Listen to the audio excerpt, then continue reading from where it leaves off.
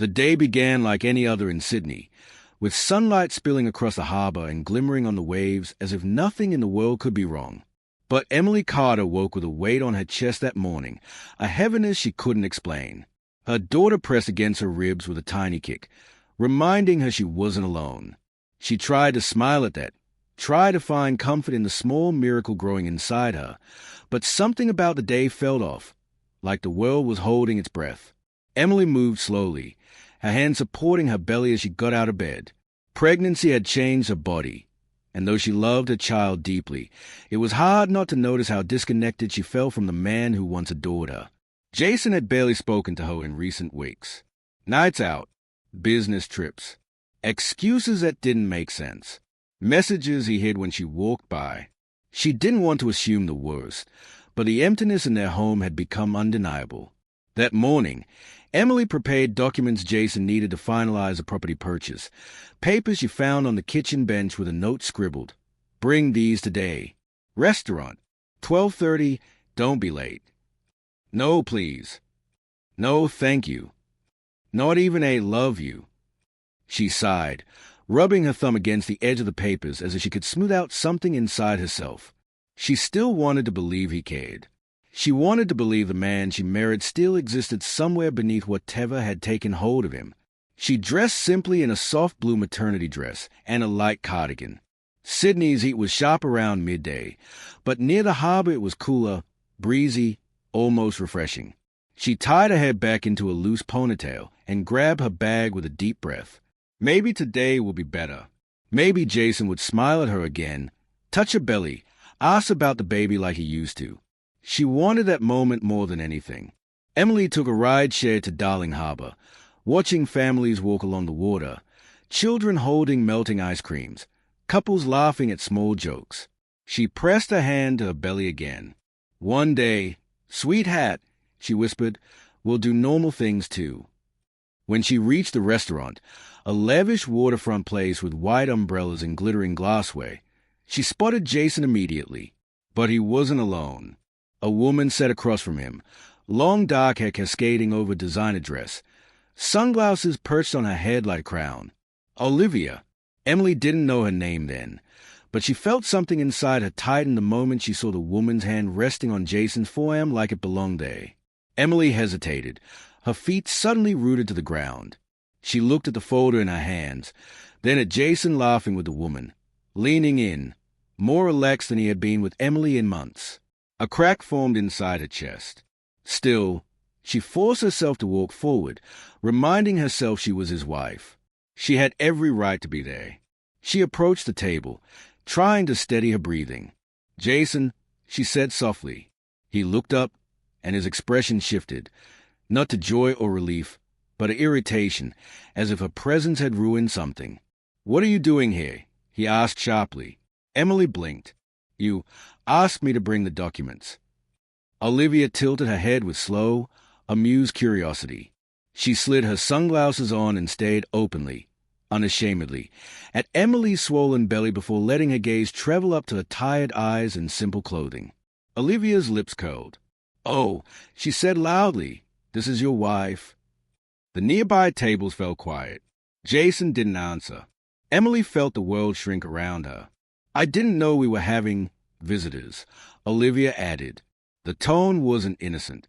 It was sharpened, deliberate, designed to cut. Emily tried to keep her voice steady. "I just came to drop off the papers. That's all." Olivia laughed, a cruel, echoing laugh that turned heads and made Emily's stomach twist. "Jason, honestly," she said, waving a hand dismissively, "you didn't tell me she'd look like this. I thought your wife was more put together." Emily felt heat burn behind her eyes. Jason didn't say a word. He just stared at Emily as if she were an inconvenience. Olivia stood up, heels clicking dramatically against the wooden deck. She walked around Emily slowly, inspecting her like an object at an auction. 7 months pregnant," she said with a mocking gasp. "Well, that explains it. I guess someone let themselves go a little." Emily swallowed hard, her throat tightening. "Please, I just need Jason to sign these." Olivia leaned toward Emily's ear, smiling widely. You know, he told me you were boring lately. Emotional. A bit too clingy. Now I see why. Emily's heart cracked. Jason didn't deny it. He didn't defend her. He didn't even blink. Olivia placed a manicured hand on Jason's shoulder. Look at her, she said loudly. Why would any man choose that when he can have this? Emily's breath stuttered. Her vision blurred. She felt her daughter shift inside her belly, as if reacting to her mother's pain. Olivia continued. Maybe women like you shouldn't marry successful men. You can't keep up. The restaurant went silent. Emily couldn't breathe. The humiliation was crushing, suffocating, overwhelming. Tears filled her eyes despite her attempts to hold them back. I'm going home, she whispered, turning away before they could fall. Olivia laughed again, loud, sharp, triumphant. Jason said nothing. Emily walked out of the restaurant with slow, shaky steps, her heart shattering with every movement. She sat on a bench overlooking the harbor, covering her face as the first tear fell. She tried to stay strong, but the pain was too heavy. She felt her body tighten, her breath shorten, her hands shaking uncontrollably. She needed someone. She needed comfort. Without thinking, she called the only person who had never failed her. Her father, Richard Carter, CEO, billionaire, a man who built empires from nothing, but always told Emily she was his greatest achievement. He answered on the first ring. Emily, what's wrong? She tried to speak, but the sobs came first. The words spilled out. The restaurant, Olivia. The humiliation, Jason's silence. Richard listened without interrupting. When she finished, there was a long, icy pause. Then he spoke in a tone she had only heard a handful of times in her life. Cold, controlled, deadly. Emily, he said, don't move. I'm coming for you. Dad, you don't have to.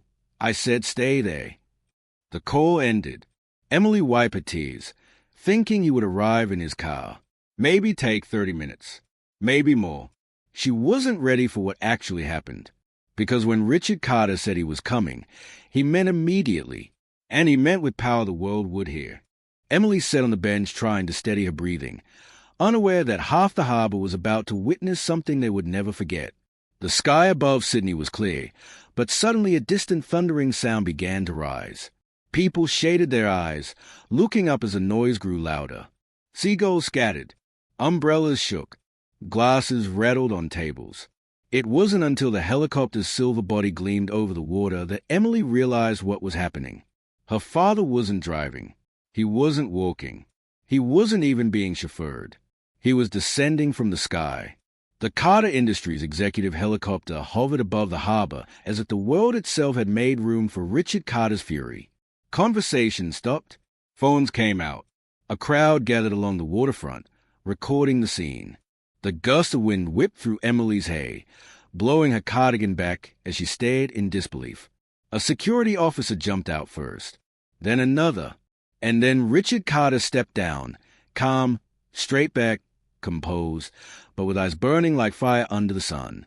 He spotted Emily instantly, and while the crowd saw a powerful CEO stepping onto the harbor, Emily saw something far more familiar. Her dad, the man who used to carry her on his shoulders, who sat through school plays, who taught her to ride a bike, who once drove 3 hours at midnight because she had a bad dream and wanted him. That same man now walked toward her with the steady, deliberate pace of someone whose patience had run out. Emily stood up slowly, her hands resting on her belly. Richard reached her and gently placed a hand on her cheek. "Who did this to you?" he asked, voice low, filled with a softness only she ever heard from him. Tears welled up in her eyes again. "Dad, I didn't know what to do." He glanced down at her stomach, then back at her face, and something inside him hardened. "You don't ever have to deal with this alone." Emily tried to shake her head. "It's embarrassing. Everyone saw." Richard's jaw clenched. "Then everyone will see the consequences too." He gestured for his security team to stay back, and guided Emily with a hand on her shoulder. "Show me where he is." Emily hesitated. "Dad, it will make a scene." Richard turned to her, his expression as serious as steel. A man who humiliates his pregnant wife in public is the one who made the scene. I'm just delivering justice." She didn't argue. She simply pointed toward the restaurant. Richard placed his hand on her back, shielding her from the wind, and together they walked toward the place where her heart had shattered. Inside, Olivia was still laughing. Not because anything was funny, but because cruelty gave her a thrill she enjoyed far too much. Jason sat stiffly, trying to regain his composure after Emily left, but he hadn't moved from his seat. Olivia twirled her hair around a finger as she sipped her expensive cocktail. "Honestly, Jason," she said, she looked like she came from a budget store. "Don't you think?" Jason exhaled, annoyed. "Can we please drop it? She's my wife." Olivia smirked. "For now." She leaned closer. "You really should have told me she let herself go. If I knew, I would have chosen something more flattering to wear." Standing next to her felt like charity work. Jason opened his mouth to defend himself, but the sudden shift in the restaurant's atmosphere silenced him. Conversations halted. Cutlery paused midair. Every head turned toward the entrance. The door swung open as Richard Carter stepped inside, radiating a presence so commanding that Olivia's mocking expression froze instantly. Jason's face drained of color. Richard," he stuttered. Richard didn't acknowledge him, not even with a glance. He walked straight toward the table and stopped only when he was close enough that Jason had to tilt his head up. Slowly, with a precision born from decades of authority, Richard placed his hands on the table and leaned down. "Stand up." His voice wasn't loud. It didn't need to be. Jason rose instantly, trembling. Olivia tried to speak, but Richard lifted one finger, just one, and she fell silent as if her throat closed. He turned his head slightly. "You laughed at my daughter." Olivia blinked, her breath hitching. You humiliated a pregnant woman," Richard continued. "A woman carrying my grandchild. In public." Olivia swallowed hard, her confidence evaporating. "So, it was just a joke." Richard's eyes cut through her. "Do I look like a man who finds cruelty funny?" Olivia shook her head, unable to meet his gaze. Richard shifted his attention to Jason, who stood frozen. "You let another woman laugh at your pregnant wife. You sat there while she was mocked." Jason tried to speak. "Richard, please, it wasn't what?" Richard asked. "Your voice wasn't broken when you humiliated her, so don't let it shake now." A murmur rippled through the restaurant. People held their phones higher. Richard straightened and looked around. "If anyone here thinks humiliating a pregnant woman is acceptable, speak now." Silence. Heavy, absolute, suffocating silence. Richard nodded once. "Good." He turned back to Jason. "You're done." Jason frowned. "Done? With what?" "With everything." Richard didn't blink. "Your position at Carter Industries is terminated. Security will escort you from any property belonging to the company. Every privilege you enjoy through our family name is gone. You will never step into our world again." Jason's breathing quickened. "You can't do this." Richard leaned in. "I built an empire, Jason. I can erase a single man just as easily." Olivia grabbed Jason's arm. "Say something." Jason yanked it away. "Quiet." But he wasn't in control. Not of her, not of the moment, and not of his life anymore. Richard stared into Jason's eyes. "Emily deserved better. My granddaughter deserves better. Since you refuse to be a man, I'll remove you from their lives myself." Olivia stood abruptly. "You can't ruin us." Richard tilted his head slowly. "Us." He turned to Olivia. "The sponsorships you brag about? Gone. Your brand deals? Gone. Your invitations to charity galas? Gone." Olivia gasped. "You wouldn't." "Every door you walk through is held open by my influence." Richard's voice was ice. "And now they will all close." Olivia's mouth opened but no sound came. Richard stepped back, giving both of them a cold, final look. "Let this be a lesson. When you break a woman, you answer to her father." With that, He turned and walked out, not looking back once. The restaurant remained silent even after he left, as if the walls themselves refused to interrupt the moment. Emily stood outside the door, hands trembling as she watched her father return to her. He brushed a tear from her cheek. "You're safe now," he said. "No one will ever hurt you like that again." She collapsed into his arms, letting herself finally feel the comfort she'd been holding back. The helicopter canopy shielded them from the wind as he guided her back toward it. And as they lifted into the sky, leaving humiliation behind and rising into something new, Emily realized something powerful. She wasn't broken. She wasn't alone. And she wasn't done. Her story had only just begun. The helicopter carried Emily and her father above Sydney, the city stretching beneath them like a glittering mosaic of sunlit rooftops and shimmering water. Emily leaned her head against the seat, exhausted from the emotional storm she had survived only moments earlier. Her father watched her quietly, his expression softening whenever she shifted or touched her belly. Richard Carter was known across Australia for being ruthless, strategic, unstoppable. But with Emily, he was simply a father, protective, tender, careful not to let the world bruise her any more than it already had. When the helicopter landed on the rooftop of Carter Tower, the wind settled, but Emily's thoughts didn't. Everything she had believed about her marriage now felt hollow. The man she once trusted had let a stranger torment her like she was nothing. And the woman, the mistress, had laughed as if pain were a form of entertainment. Richard stepped out first and extended his hand to her.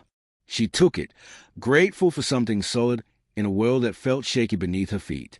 Inside the private lift, Richard stayed close.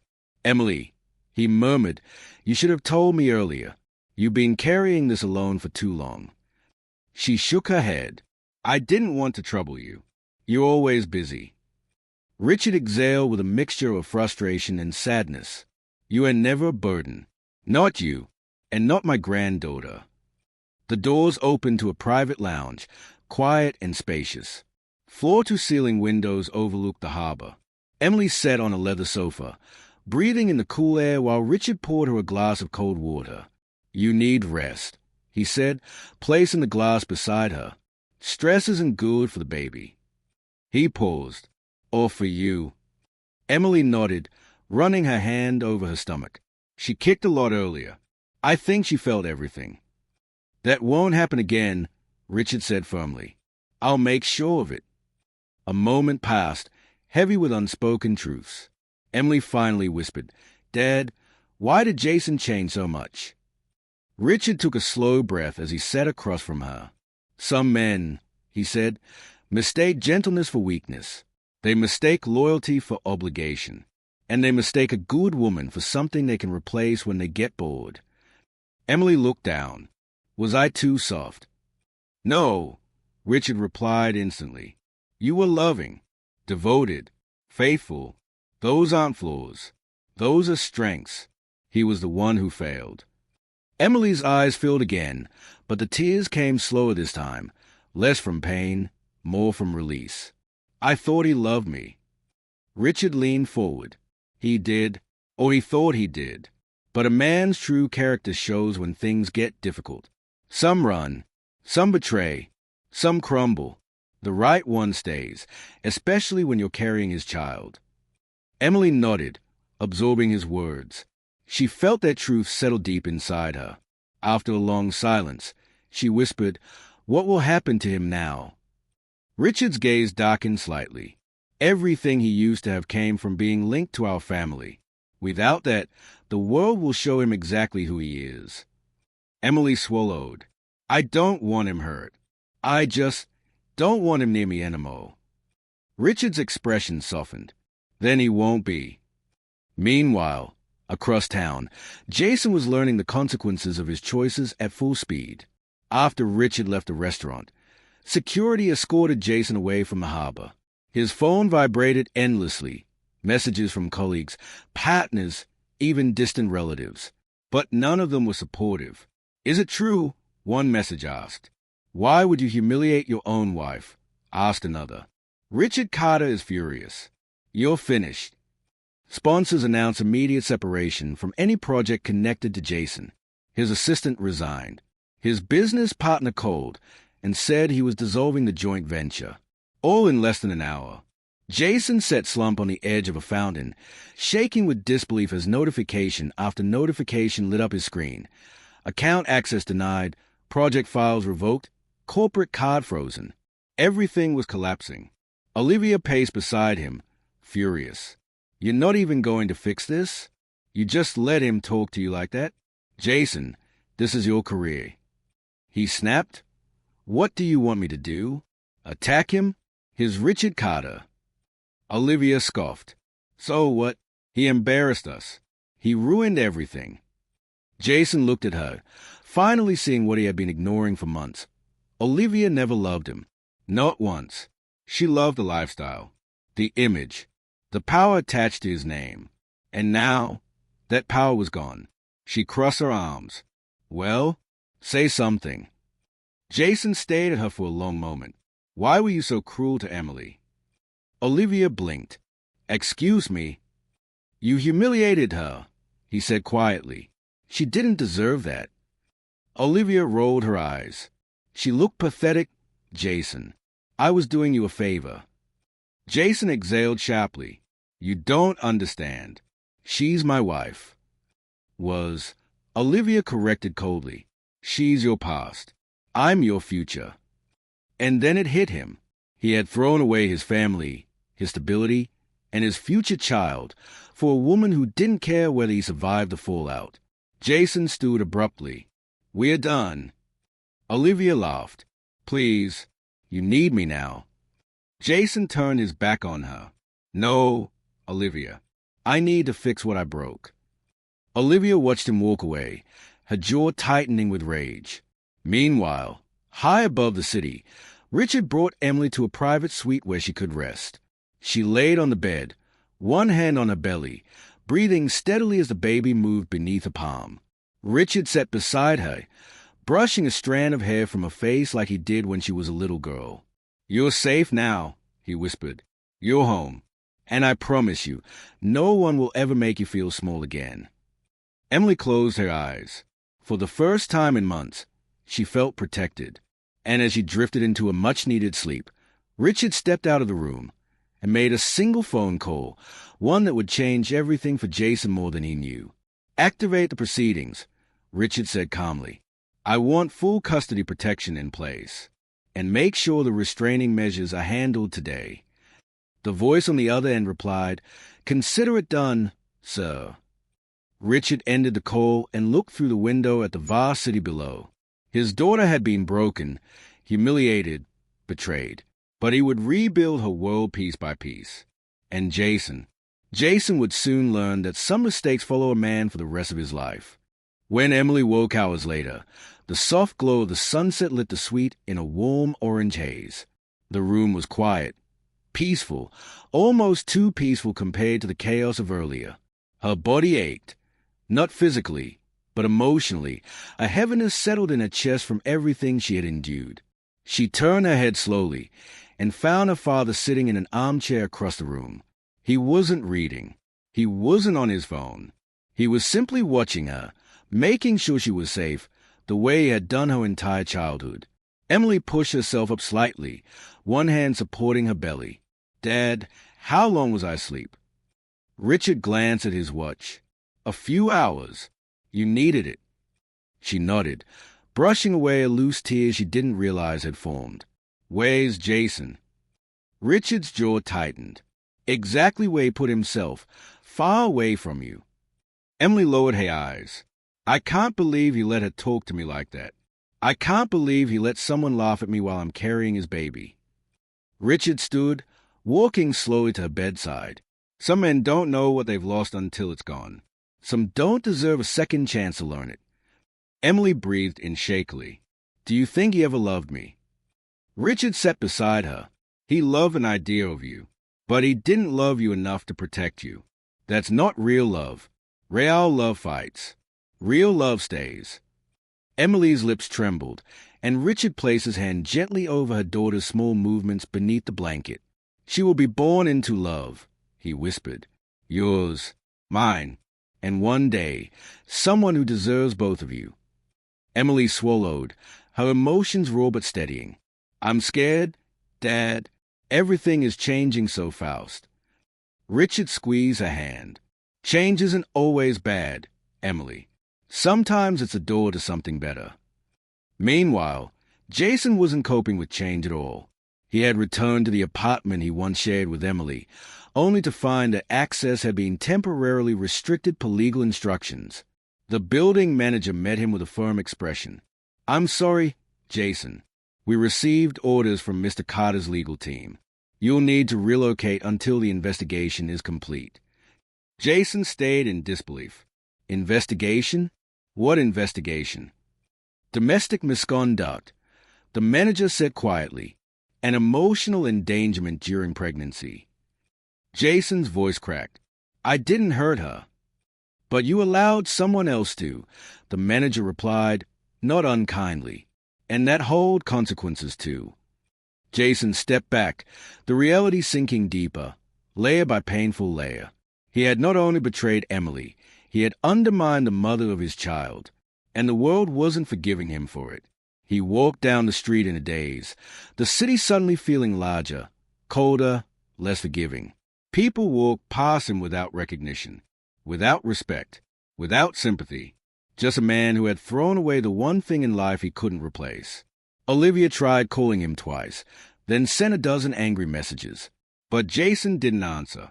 For the first time in months, he felt shame instead of ego, regret instead of desire, and clarity instead of delusion. He wanted to fix things, but he didn't know if he deserved to. Across the city, Emily was having a late dinner prepared by the tower's private chef. Something simple because she wasn't hungry. Her mind wandered to memories she'd pushed aside. She remembered when she and Jason first met. How he used to help her into the car, how he used to kiss her forehead when she was tired, how he used to place his hand on her belly excitedly the moment they discovered the pregnancy. But then she remembered the shift.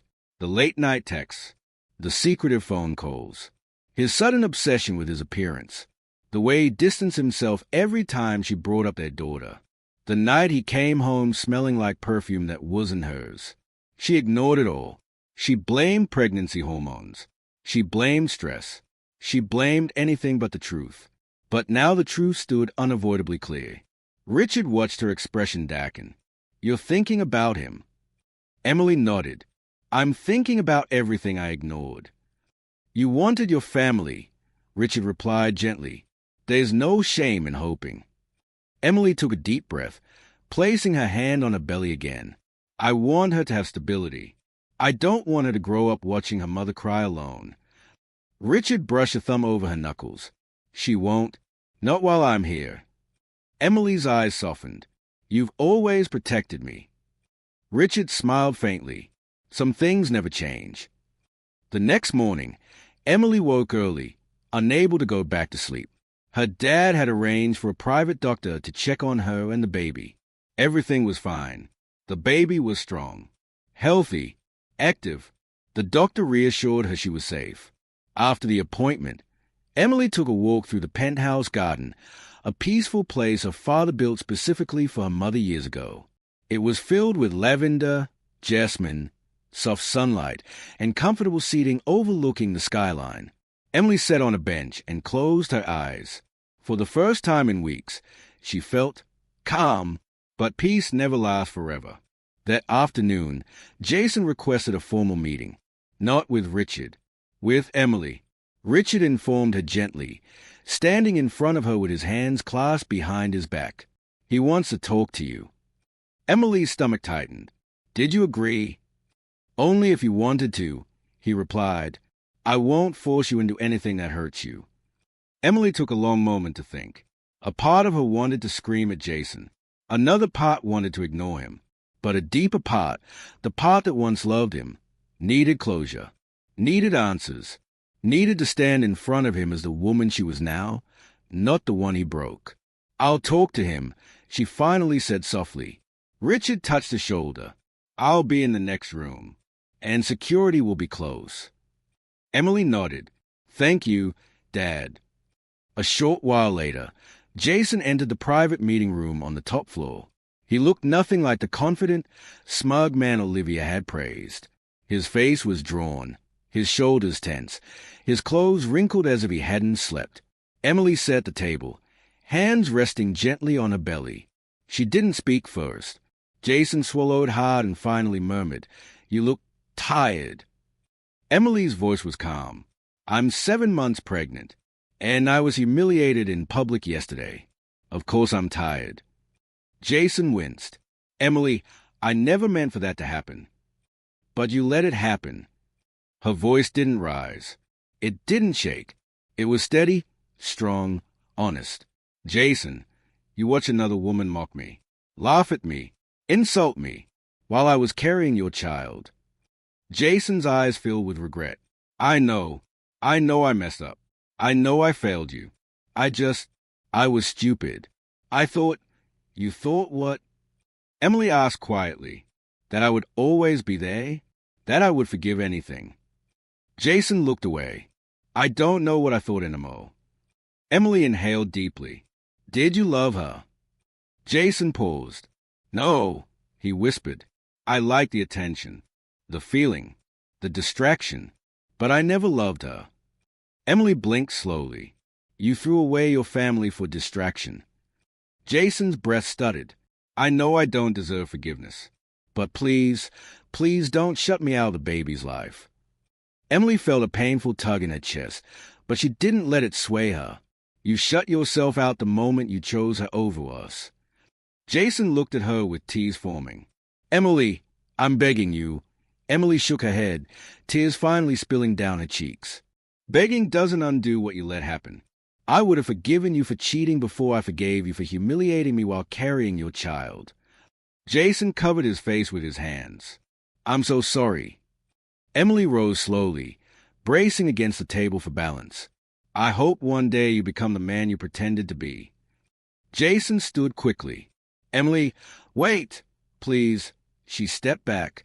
"If you want to be in your daughter's life, you'll do it legally, respectfully, and from a distance until she's born."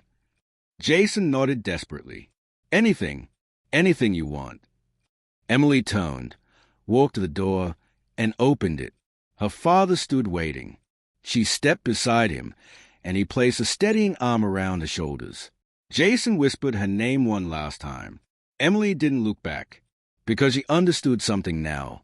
She wasn't weak. She wasn't broken. She wasn't alone. She was a mother, and mothers don't walk backward. They walk forward. Always. Emily spent the next days in a strange mixture of peace and heaviness. Peace, because she finally felt safe. Heaviness, because endings, no matter how necessary, always leave bruises on the heart. But as the week went on, something inside her shifted. Slowly, quietly, she began to reclaim herself. Her father noticed it first. She walked differently now, steadier, more grounded. She spoke with a calm strength that hadn't existed months ago. She smiled again, not constantly, but genuinely. And every time the baby kicked, Emily's entire face softened in a way that made Richard feel both proud and painfully protective. One afternoon, while Emily rested on the terrace overlooking Darling Harbor, her father approached with folder in hand. "I have something for you," he said, sitting beside her. Emily raised an eyebrow. "What is it?" "Your future," he replied. Inside the folder were documents, papers that transferred ownership of a property, a business, and a trust fund. Emily looked up, stunned. "Dad, what is all this?" Richard exhaled slowly. "I built empires my whole life, but I never prepared a successor. I kept waiting for the perfect moment, the perfect circumstance, the perfect stability. Then I realized," he looked at her belly, "the perfect moment is here." Emily's throat tightened. "Dad, I don't need all of this." "I know you don't," he said gently, "but you deserve it. You deserve to never again depend on a man who doesn't value you. You deserve to raise your daughter in comfort, safety, and dignity." Emily wiped her eyes. "I don't know what to say." "So you accept it," Richard replied softly. "So you'll build something of your own now. Something she can inherit one day. Something you'll be proud of." Emily put her hand on her father's, tears rolling freely. I accept. Richard kissed the top of her head. Good. Then let's begin. For the next month, Emily stepped into a world she had never imagined entering, not as a spectator, but as a leader. Her father taught her everything: investments, negotiations, leadership psychology, risk strategy, and she absorbed it all with surprising ease. She wasn't just healing. She was transforming. Meanwhile, Jason was unraveling. Olivia, furious at losing her chance at wealth, had abandoned him within days.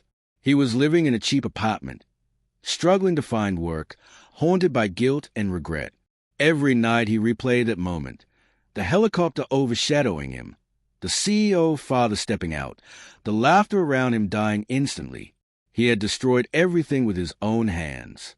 He attended therapy, started working labor jobs, and wrote letters he never sent to Emily. He didn't want to earn her back anymore.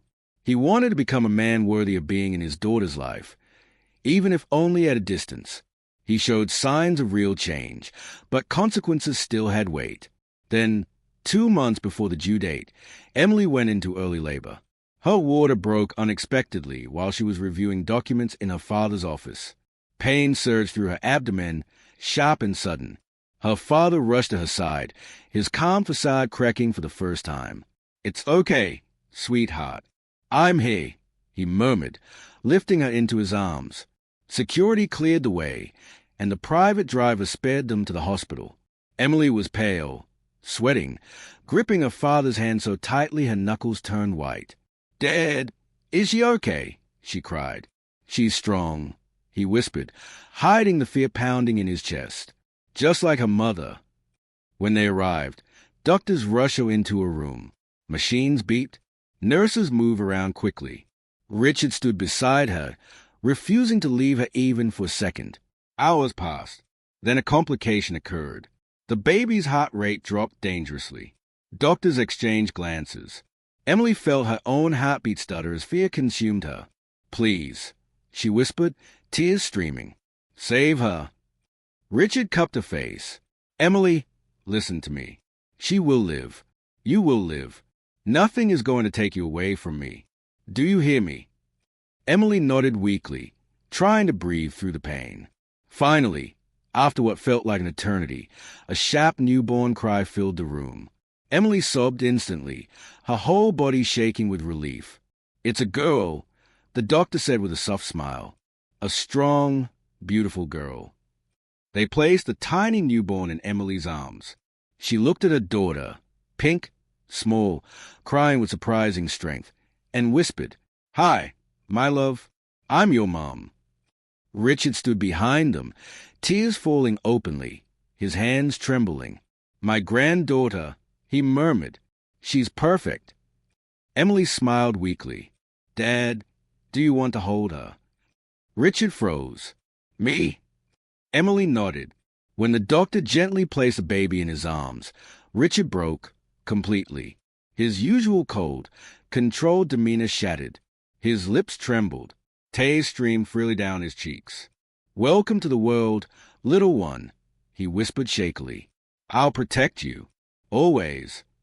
2 days later, Jason was notified of the birth. He requested to visit, not to see Emily, but to sign the legal papers acknowledging financial support and limited visitation rights. Emily allowed it. She didn't want revenge. She wanted closure. Jason entered the hospital room quietly. Emily sat by the window, her daughter asleep in her arms. The sunlight framed her face like a halo. Jason's voice cracked. "She's beautiful." "She is," Emily replied softly. He approached slowly. "Emily, I don't expect forgiveness. I just want to say, I'm sorry for everything, for the humiliation, for the betrayal, for not protecting you." Emily looked at him calmly. "I know." Jason swallowed. "I'm working on myself. I want to be a good father, even if I'm not your partner." Emily nodded. "Then show her the man you're trying to be. Don't tell her. Show her." Jason wiped his eyes. "Thank you for giving me a chance to be in her life." "It's not for you," Emily replied. "It's for her." Jason nodded, understanding. Then he looked at the baby one last time before quietly leaving the room. Emily watched him go without sadness, because her story wasn't about him anymore. It was about her and her daughter, and the life she would build from this moment on. 6 months later, Emily stood on stage at a charity gala, now recognized across Sydney as a rising philanthropic investor. She wore confidence like armor, grace like a crown, and her daughter, now 8 months old, was asleep backstage in her father's arms. Emily addressed the audience. Strength is not born from what we endure, but from what we choose to become afterward. The crowd applauded. Richard watched with pride overwhelming him. His daughter wasn't the broken woman he carried into the hospital.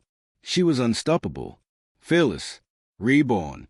And as she stepped down from the stage, he whispered, "You did it, sweetheart." Emily smiled. "We did it."